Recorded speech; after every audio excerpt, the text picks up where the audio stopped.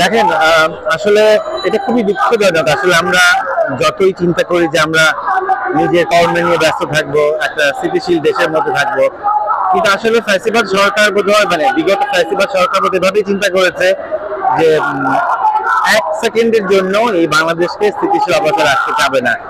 তারই ফলশ্রুতি দেখতে পাচ্ছেন এভরিডে কোনো না কোনো বিষয় ঘটছে, কোনো না কোনো অকারেন্স হচ্ছে একের পর এক। এখন যে বিষয়টা আমরা দেখতে পেয়েছি যে এই যে পুলিশের উপর হামলা, দেখেন এই যে পোশাকধারী পুলিশ যারা আমাদের দেশে নিরাপত্তা, আমাদের জানমাল নিরাপত্তা, তারা তাদের সর্বোচ্চ চেষ্টা করছে। এবং আপনি যদি নিজের দেশে শান্তিতে থাকতে চান, আপনার পুলিশের সাথে আপনার একটা বন্ধুসুলভ, আপনার একটা বিশ্বাসের জায়গা তৈরি করতে হবে। এটা কোনো বিকল্প নাই। বিগত কয়েকদিনে যেটা হয়েছে যে পুলিশের প্রতি মানুষ ভীতিসিদ্ধ হয়েছে, পুলিশও মানুষকে এখন ভয় পায়। তো এই জায়গা থেকে একটা ভালো অবস্থানে তৈরি হতে চেয়েছে এবং অলরেডি হয়েছে, পরিস্থিতি অনেক বেটার হয়েছে। কিন্তু দেখেন এই যে শাহবাগীরা, যাদেরকে আমি অবশ্যই তুলনা করব, যে গণস্রোতা তাদের জীবনের সাথে আমি তাদেরকে তুলনা করব। এরা ধর্মের শত্রু, এরা মানবতার শত্রু, এরা দেশের শত্রু। এরা কখনো এরা না নিজে এরা পবিত্র থাকে, না এদের মস্তিষ্ক পবিত্র। এরা দেশকে স্থিতিশীল অবস্থা কখনো চিন্তা করে না। ওদের ব্যক্তি জীবন উচ্ছৃঙ্খল, এদেরকে মানায় ছবির হাতে পাবলিক টয়লেটে। এরা কেন পুলিশের গায়ে হাত দিবে? পুলিশ আমাদের বেতনে চলে, পুলিশ আমাদের নিরাপত্তা থাকে, পুলিশের গায়ে হাত দেওয়ার স্পর্ধা ওরা কোথায় পায়? আজকে যদি পুলিশ যদি আমাদের নিরাপত্তা না দেয়, এই শাহবাগী এলাকায় আমাদের নিরাপত্তা দিবে? ওদেরকে কে স্পর্ধা দিয়েছে যে রাষ্ট্রীয় দায়িত্বে নেওয়া এই জননিরাপত্তার জন্য যারা আক্রান্ত পরিশ্রম করছে, রোজা রেখে এই ডিউটি গুলো করছে? আপনারা কখনো চিন্তা করছেন পুলিশের অবস্থান থেকে তারা কি পরিমাণ মানবিক পরিশ্রম করে দিনের পর দিন এই রাষ্ট্রকে নিরাপত্তা দেওয়ার জন্য? এই শাহবাগীরা কি করেছে? তাদের গায়ে হাত তুলেছে। এই স্পর্ধা তাদেরকে কে দিয়েছে?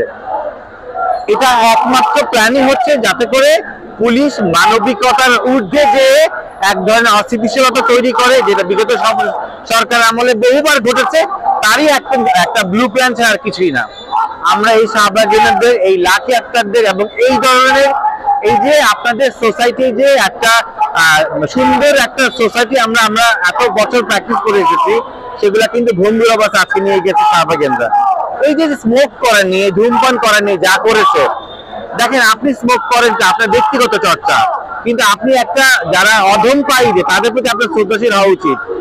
এই রমাদান করিম, এই রমজান মাসে মিছিল করে ধূমপান করা, এটা কাদের প্র্যাকটিস?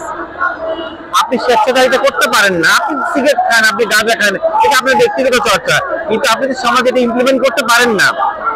এগুলো শেষ হওয়া উচিত, এগুলো বন্ধ হওয়া উচিত এবং এদেরকে বিচারে কাঠগড়া আনা উচিত। এই শাহবাগীদেরকে দেশ থেকে যেভাবে হোক বহিষ্কার করা উচিত, এদের বিচারে কাঠগড়া আনা উচিত।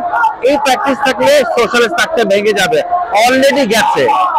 আমরা কারা চাই না ধর্ষণের বিচার, তাই বলে এইভাবে প্রত্যেকটা আসামিকে ধরা হয়েছে, তাদেরকে দ্রুত বিচার ট্রাইব্যুনালে গঠন করা হয়েছে। আপনাদেরকে ধৈর্য ধরতে হবে।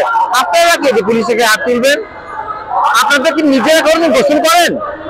আপনাদের এই দেশের সংস্কার কিভাবে করবেন? আপনারা তো আপনাদের শরীরে সংস্কার করেন না, আপনার মেধা সংস্কার করেন না, আপনাদের ব্যক্তিগত জীবনকে আপনারা সংস্কার করেন, আপনাদের রাষ্ট্র সংস্কার করতে ফালতু কথাকার, জীবাণু কথাকার, এক একটা জীবাণু দেশের। অবশ্যই ইন্ধন আছে, ইন্ধন ফ্যাসিবাদ সরকার, কিন্তু পরিষ্কার আগেও ছিল, 2013 সালে ছিল। এই শাহবাগী ক্রাইম তো তারাই করেছে, এটা তো আর সন্দেহের কোনো কারণ নাই, এটা সবাই জানে।